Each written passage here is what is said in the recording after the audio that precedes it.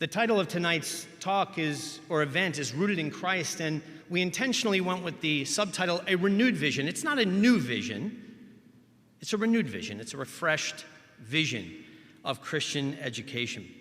Those of you who have known Chapel Field for some time, if you've come to the campus or you hear what your children are doing, you recognize some changes. You say, I don't remember doing that when I was at Chapel Field. We have made changes. They've been slow, and they've been intentional, but they've been according to a vision. And it is a beautiful vision, the classical vision, the classical movement of Christian education. One of the people that I discovered early on in this classical renewal movement was Dr. Christopher Perrin. I remember hearing some of his talks online and just loving every word he said. I was eating it up. I was searching around for videos of his and talks as he described and gave a grand and very beautiful vision of educating our Christian children.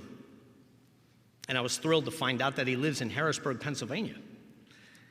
And so reached out to him a few years ago and asked him if he would consider coming out to Chapel Field and speaking with our teachers, and he graciously did, and now has come out several times. And Dr. Perrin has been a great friend to Chapel Field, a wonderful counselor to us, and a great sounding board, and so I've enjoyed him very much, and I'm glad that I get to introduce you to him tonight. He's been a blessing to our faculty, and you've been blessed by him through the work of Chapel Field. Dr. Perrin is the CEO of Classical Academic Press, an organization in Harrisburg. They publish, they put out curriculum, much of which we use at the school. He also does school consulting, obviously. And he has a sub-organization there called Classical U, which provides all sorts of resources for teachers, for schools, and for parents. And I'll tell you a little bit more about that in the moments to come. But Dr. Perrin, thank you for the way you've blessed me personally and blessed our staff and blessed our school. Please, everyone, welcome Dr. Christopher Perrin.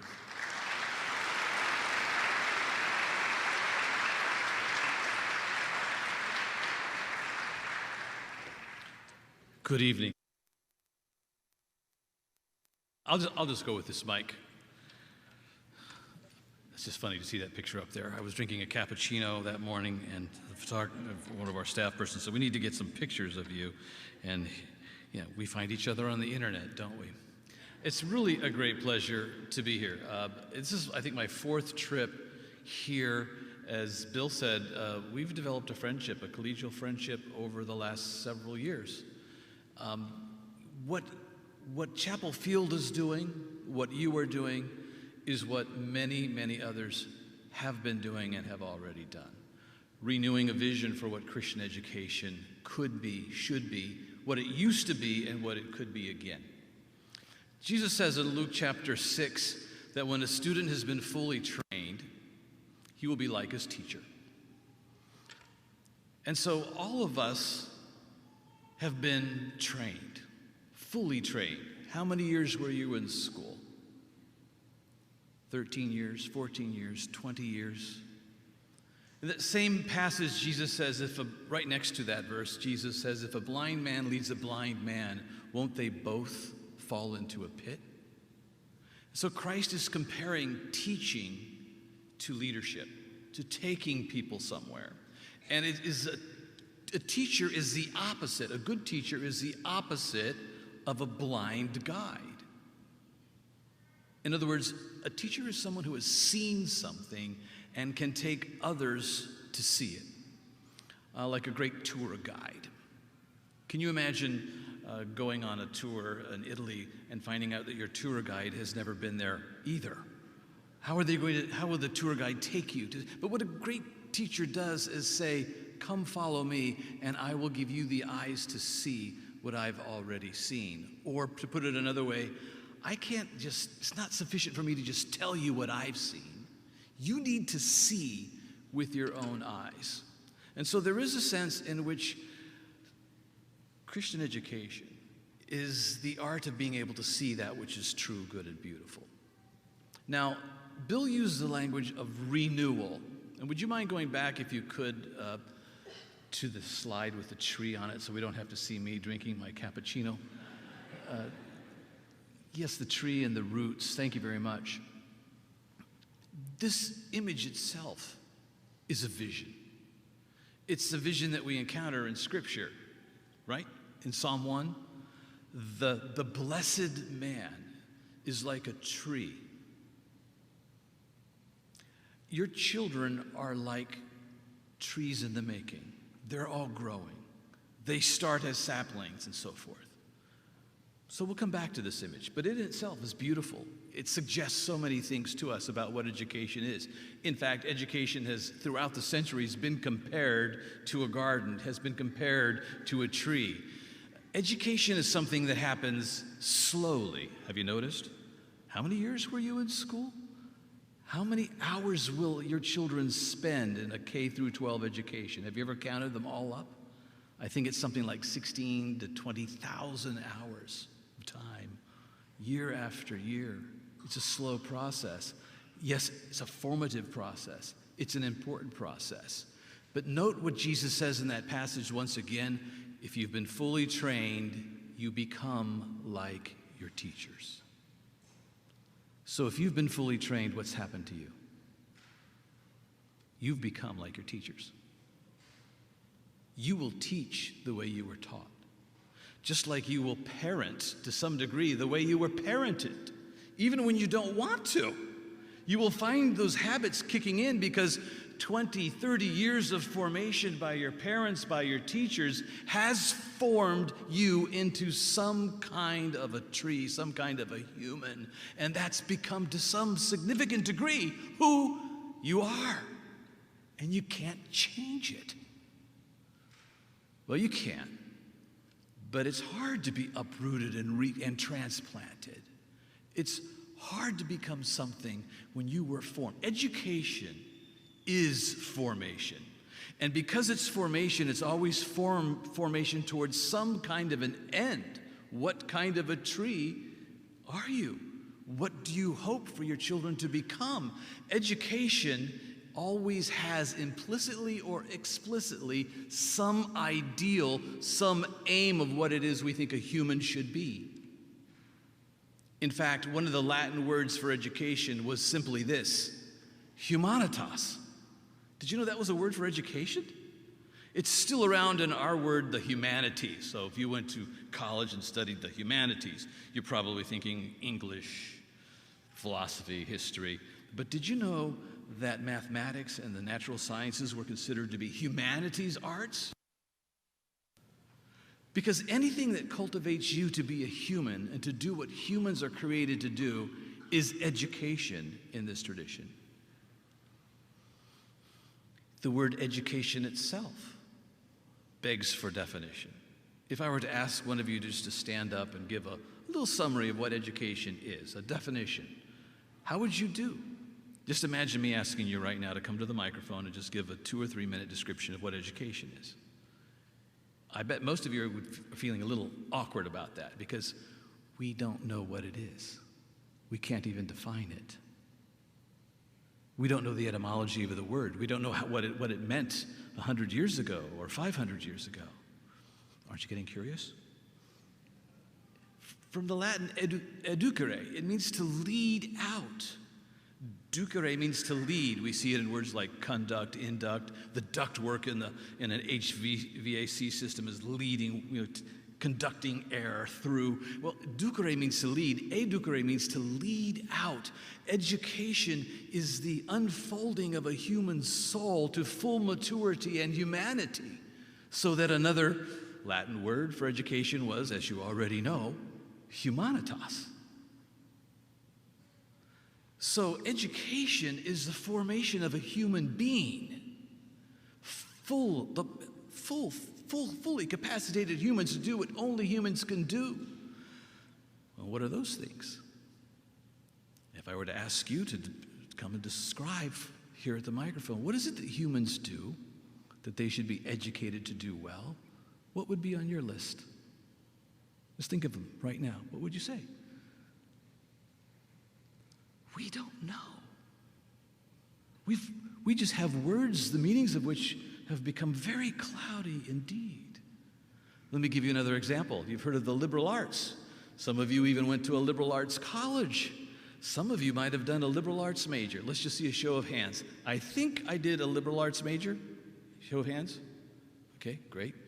At least you studied some of the liberal arts when you're in college, even if you were a business major. But can you name the liberal arts? What are they? How can you use the phrase liberal arts and don't know what the liberal arts are? How can you be comfortable with that? And why are they called arts and not subjects or sciences? What's the difference between an art and a science? Would anyone care to come and just share that distinction? And why are they called liberal? We don't know. And when I found myself leading a classical Christian school some 25 years ago, I didn't know either, despite the fact that I was a classics minor and a history major in college. I couldn't name the liberal arts for you. I couldn't tell you why they're liberal, but I could use the phrase and even say that I did a liberal arts major. So now don't you want to know what they are? This is part of why Bill has to say this is a renewal of a vision, because we're simply going back to things that we once knew well but have forgotten. We don't know what education is. When we think of education in America, we think of education as primarily job training. It's preparation for work. That's what it is. And that's deep within us, and it's deep within all of us, and myself included. When I think about my children and what I want for them, at some level, it's pretty important to me that when they're on their own and independent, they can get a job. That they can take care of their families and themselves, that they can do well. The American dream. And I don't want to say that this is bad, but it's not what an education is. But that's all that's left for most of us. It's a utilitarian ideal. It's getting job training so that I can get good education, get good SAT scores, get into a good college, get a good job to get good money. That's deep in all of us. And it's not bad, it's just not primary. And it's not what education was. Education was formation in humanity by studying the liberal arts, and the best that's been ever thought and said, enshrined in the best books that have ever been written, acquiring the skills that come from studying these liberal arts, such that we are liberated to do whatever job might come our way. And so by not focusing on job training, but on human virtue and skill and wisdom, we'd be prepared for any job. In fact, folks who've had a really good education don't worry about their jobs. They create jobs for other people as well as for themselves, because they've learned how to learn, because they've been liberated to do what only humans can do. And what is it that only humans can do? Humans, based on our creation, do what my dog cannot do. So there's a distinction between me and my Vizsla Hungarian hunting dog. Anybody have a Vizsla? Anybody even know what a Vizsla is? Okay, they're nice dogs. They're kind of like German short-haired pointers, only they're from Hungary, and they're kind of golden red, and they're not the spotted chocolate version. So I have this dog that I love. He does a lot of things really well. He's pretty intelligent, but he does not use words, and he does not use numbers. Only human beings use language made in the image and likeness of God. Only human beings measure and assess and ponder and weigh using the mathematical arts. The liberal arts were the arts for human beings, not hunting dogs. And they were the arts that you see already being employed by Adam and Eve in the garden, when language has to be used and the 4 legs of the elephant have to be counted and his girth assessed and the one trunk pondered. As Chesterton says, elephants look like they ought not to exist, but they do. And so the liberal arts provided us skill and mastery of words, language, and number. And the liberal arts were 7. So now I'm getting to that point where I actually tell you what the liberal arts are. I remember looking this up myself 25 years ago. Now let's just see, do a little mental test. See do you have some of them in your mind? Like you think X is a liberal art. Got a couple of them? You know, there's at least 2 because there's an S at the end, and I've already told you there's 7. So, I've asked professors this question. Professor, what do you think the liberal arts are? And they've gotten them wrong. They'll say English, literature. No, actually literature is not one of the 7 liberal arts. Oh, well then certainly history. I was a history major. No, history is not one of the liberal arts either. Well, what are they? Oh, how about philosophy? Certainly philosophy is one of the liberal arts. No, not even philosophy. So what were they? These arts that are so important for human beings. They were grammar, logic, and rhetoric. These were the verbal arts for mastering language. Grammar, how all language works and is structured to form words, to form sentences, to form meaning of all kinds so that we can write poems and novels and books and lab reports and read them well with precision and accuracy and clarity and brevity. It's the structure of language, all language. So to study Latin grammar is to study the grammar of all language. In fact, the best way to study English grammar is to study it and study grammar of another language, like Latin. I didn't know what a predicate nominative was really until I studied a foreign language, and then I could see what it meant in English as well. And then logic is a study of correct reasoning, and by implication, incorrect reasoning. You study the formal fallacies and the informal fallacies and what makes logical arguments cogent, valid, and sound when the premises inexorably and necessarily lead to a conclusion. But we don't study logic anymore, and it's becoming more and more evident, don't you think? And then rhetoric is the study of persuasive speaking and writing, because you can win an argument and lose the person, and that happens all the time. You can silence your opponent and they won't change their point of view. But rhetoric is the study of why people actually change their minds, their courses of action, their mindsets. And there was an art to study this, because human beings are not just mere logical machines. So those were the verbal arts of mastering language. And when is the mastery of language not relevant? When is the mastery of language, of argument, of rhetoric, or grammar just not going to help you much? Because it's useful in any job, any calling, any vocation. If you can use language well, if you can write well, if you can speak well, if you can reason well, if you can argue well, you're needed. I remember speaking to an engineer who led a group of about 100 other engineers, and he said, I am by far not the best engineer in this group, but I'm the best writer. I'm the best communicator. Mastering the liberal arts of language is going to prepare you for all kinds of work. And then the mathematical arts were arithmetic, geometry, astronomy, and music. And the mathematical arts help us to understand the world and its physical constitution, because it can be numbered, it can be quantified.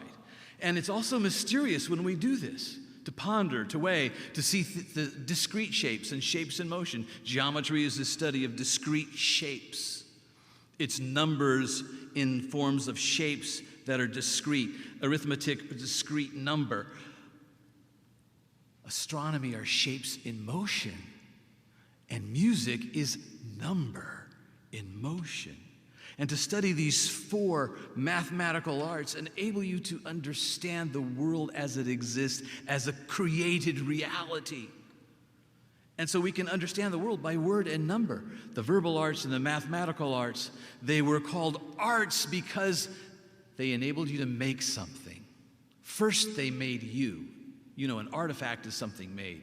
And art means you've acquired a skill in order to create something. And what do you create out of words? And what do you create out of numbers? Well, everything humans do. So the liberal arts were considered to be the fundamental arts that every human being should have prior to their specialized studies. And they were liberating arts. And they were for all of us. They made us human, fully human, equipped us for whatever vocation we might be called to. It used to be in the Middle Ages that if you would get your Magister Artium, your Master of the Arts, you had to be qualified to teach in all 7 of those arts. That was what an MA was. Can you imagine teachers who were equally able to teach music or geometry as well as Latin grammar and literature or logic and rhetoric. Can you imagine an integrated human so fully humanized, so fully educated that he could teach across the curriculum? And what kind of a person would this person be if he or she were called to be a senator of the United States or your local plumber? Whether they were called to be a professor or a plumber, they would be interesting indeed, ready to serve. And so this renewed liberal arts education holds up a liberal education, not in the political sense at all. A liberated education that sets the bar high as the cultivation of wisdom and virtue, one's humanity. It's set high, it aims here, and that's what's primary. Notice what it's not. It's not job training. Job training will come, and job training is dignified and good, and we will all need it at various times. But do you see how secondary job training is to this primary ideal of educating one's humanity through the liberal arts and the great books? What Lewis says that we do that is problematic is that we take what is secondary, like job training, and we make it primary. And then we disorder, therefore, our ideals. Because learning to be a plumber or an electrician or a teacher or a computer programmer is all very good. But these aren't the ideals for which we live. Imagine your son or daughter, let's just say it's your daughter, she comes home from college someday in the future and she says, "Mom, I've met the guy I'm going to marry." And you will then be very attentive, won't you? Okay, let's just talk about that. Let's get Dad in here. Tell us about this guy. And then your daughter says, "He's a really good worker." Okay, that's, well, what else about him? He's functional. Please, and Dad, he's going to get a good job. This is not sufficient, is it? We might see this as necessary, certainly helpful, that he's going to be functional and get a good job, but it's not sufficient for a marriage, for a family, for a life, is it?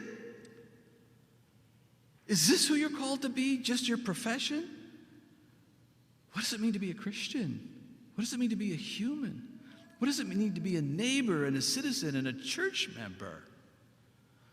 See, what we've done is we've taken the primary thing and made it secondary, and the secondary thing we've made it primary, and we disorder it. And so what Lewis says happens when we do this, when we make the secondary things primary, is we lose these two things, both of them. We lose the primary and the secondary. They both become disordered. So by aiming higher at the full cultivation of the humanity of your child, the soul formation of your child, as the primary goal, the job's going to come right along with it.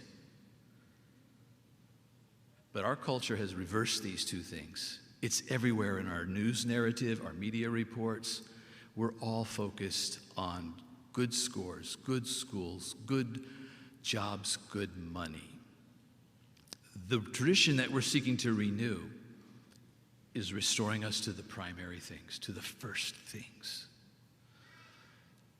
So Bill used this word classical.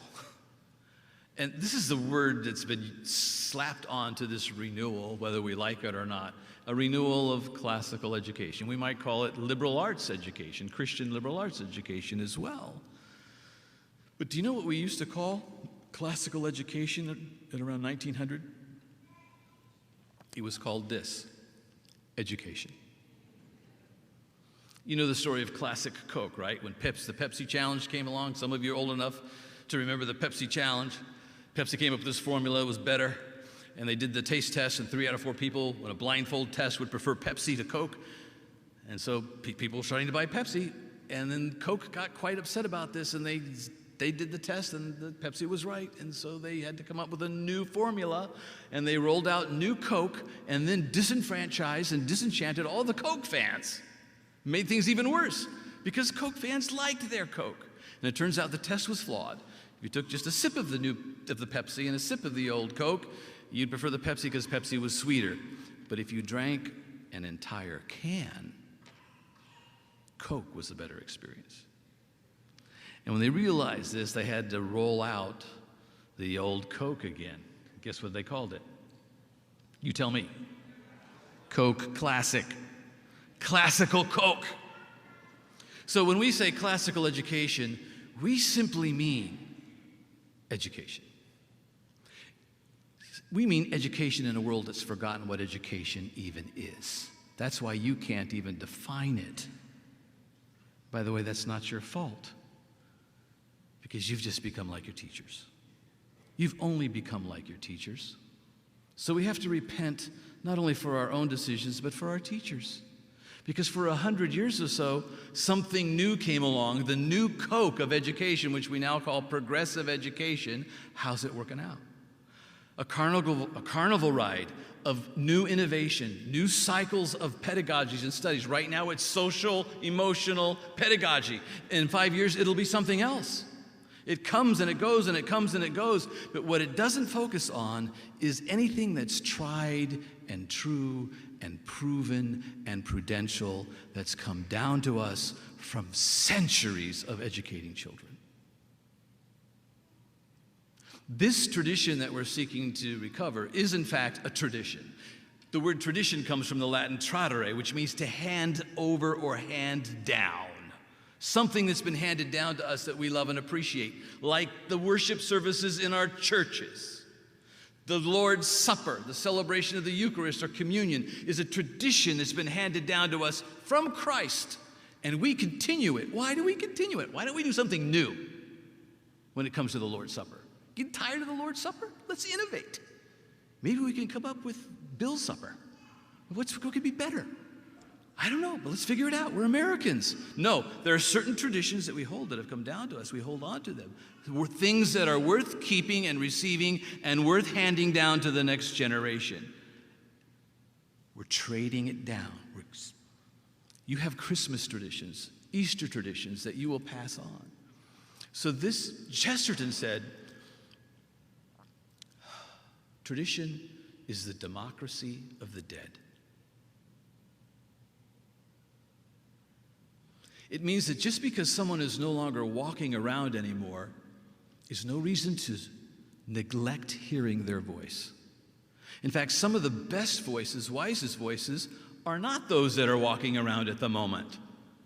They come from those who have preceded us, our brothers and sisters who built up the church and its liturgies and have handed it down to us as a gift, and we receive it as a gift. And woe unto us if we just decide to do our own thing.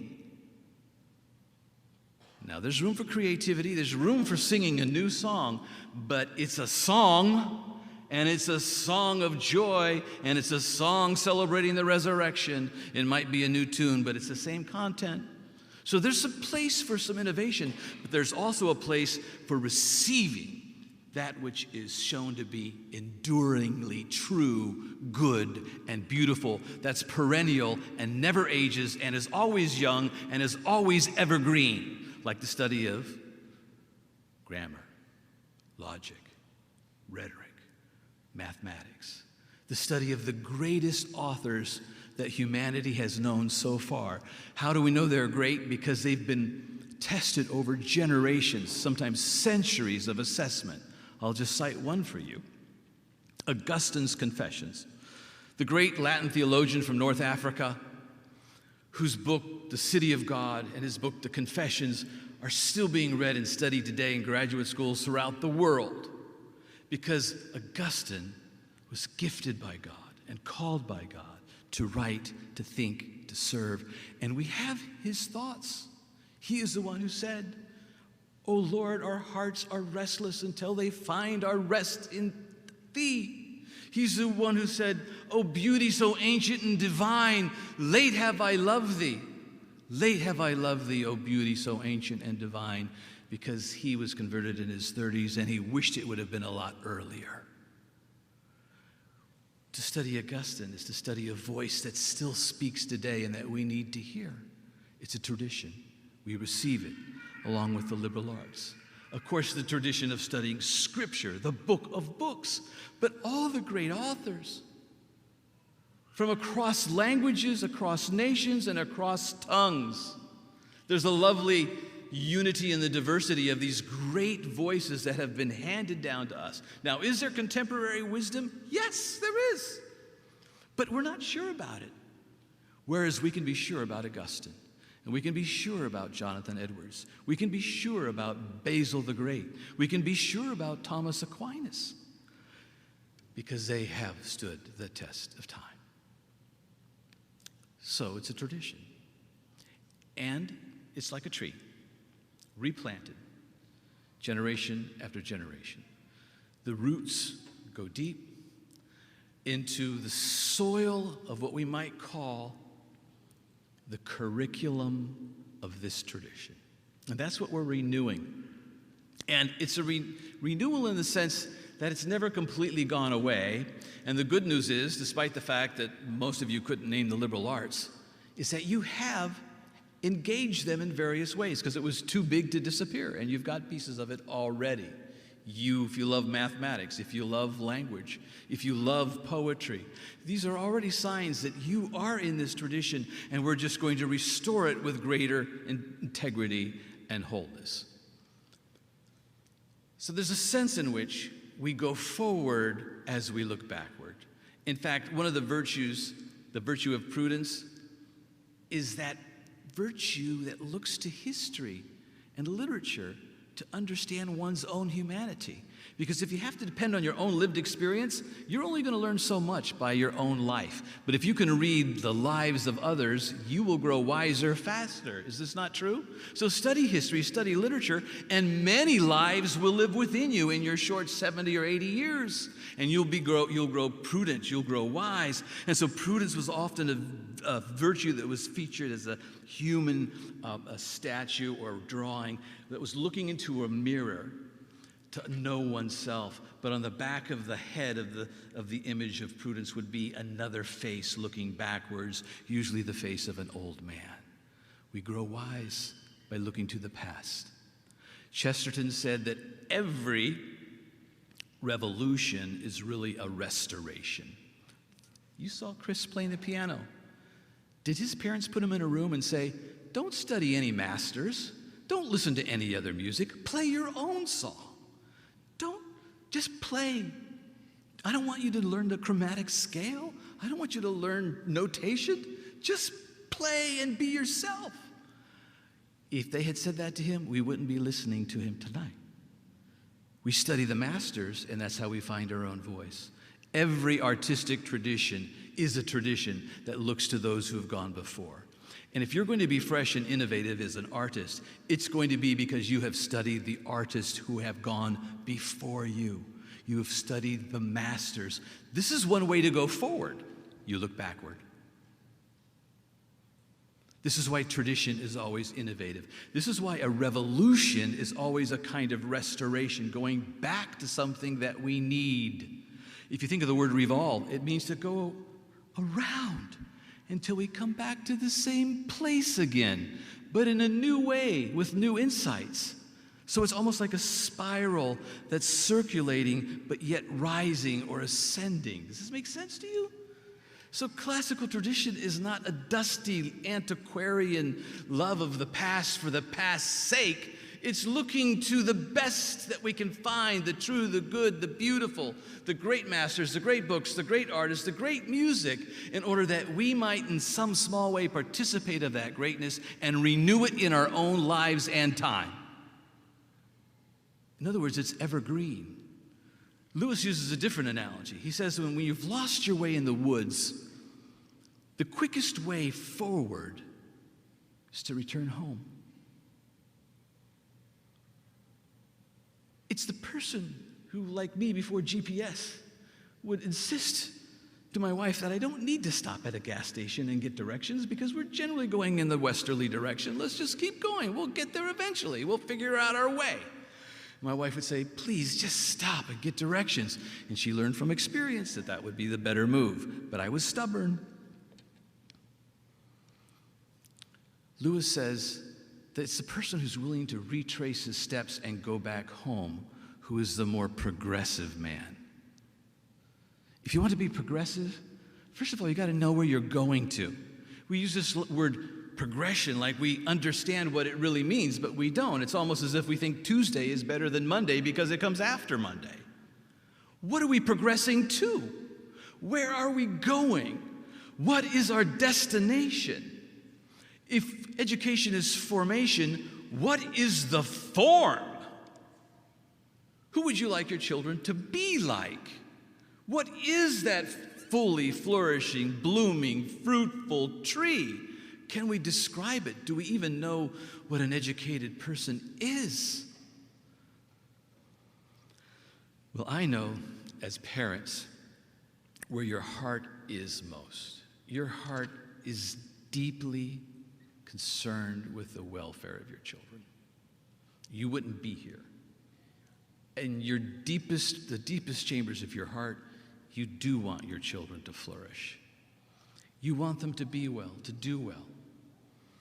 You want them to do more than just okay, not just survive. You would like them to thrive and flourish. Well, the metaphor is apt.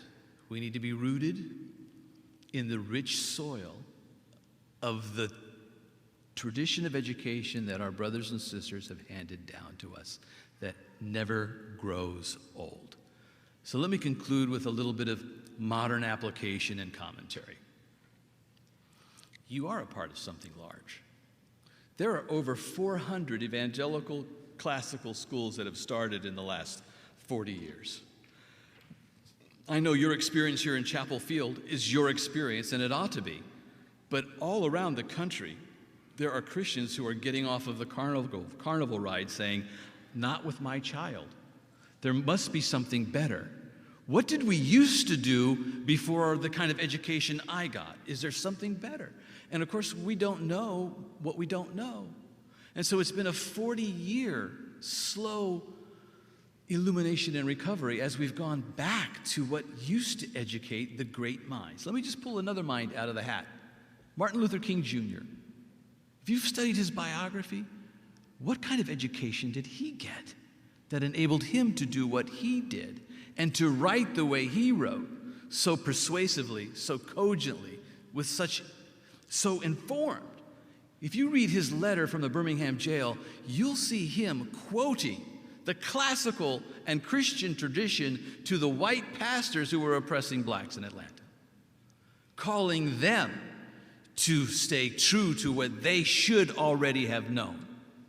He knew the tradition. And you read it, and I encourage you, if you like this topic, read this book recently published called The Black Intellectual Tradition, Reading Literature to Freedom. It's written by two African-American professors, one from UVA, one from Howard University, who have rediscovered in their own lifetimes the classical Christian tradition that has always blessed the African-American community in this country, a story we just don't hear.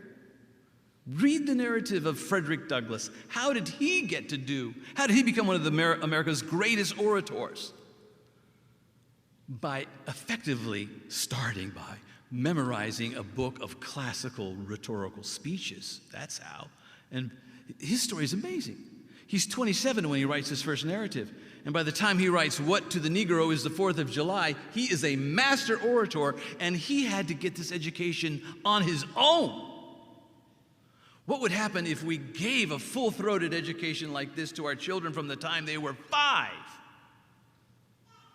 If you want to see another Augustine of Hippo, if you want to see another C.S. Lewis, if you want to see another J.R.R. Tolkien, you'll have to give them the kind of education those people received. And what they got was not social, emotional pedagogy. They got the Christian liberal arts tradition. They got classical languages. They got deep training in Scripture. They got a deep study of the greatest literature that's ever been written throughout history. And they did a deep study of the natural world, natural sciences. They mastered the 7 liberal arts. We want to give this to our children. Your brothers and sisters who preceded you crafted this, curated this, and have handed it down for you and your children. We're the generation that didn't receive it, but have rediscovered it. And we've discovered that it did not completely disappear, but it's all fragmented, and now we're trying to pull all these fragmented pieces together. And for lack of a better word, we call this renewed vision of Christian education classical Christian education. The word classical just means ordered.